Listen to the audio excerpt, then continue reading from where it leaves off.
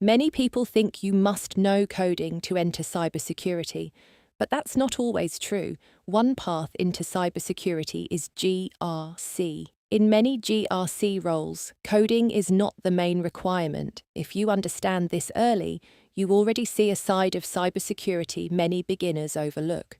GRC stands for governance, risk, and compliance. It's not about hacking systems, it's about understanding how organizations stay secure. Governance means defining rules and policies. Risk means identifying what could go wrong. Compliance means making sure everything follows standards.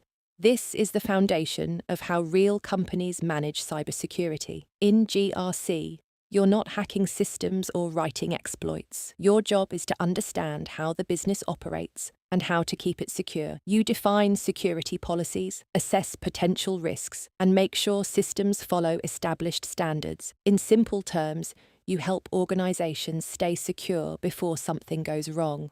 Why choose GRC? First, many GRC roles do not require coding as the main skill. Second, organizations across many industries need people who can manage cyber risk, policy, and compliance. Third, the learning path is often more structured than highly technical roles. GRC connects business priorities with cybersecurity. These are real roles you can target, such as GRC analyst, risk analyst, or compliance analyst. Some companies also offer junior or associate level opportunities. If you build a solid foundation in security basics, risk, and frameworks, you can start targeting entry-level opportunities. To get started in GRC, you don't need advanced technical skills. You need to understand basic security concepts like access control, data protection, and common threats. You also need a risk mindset, the ability to think about what could go wrong and why it matters. And finally, you need to understand frameworks like ISO 27001 or NIST, because that's how organizations structure their security. Let's be real, this path is not easy.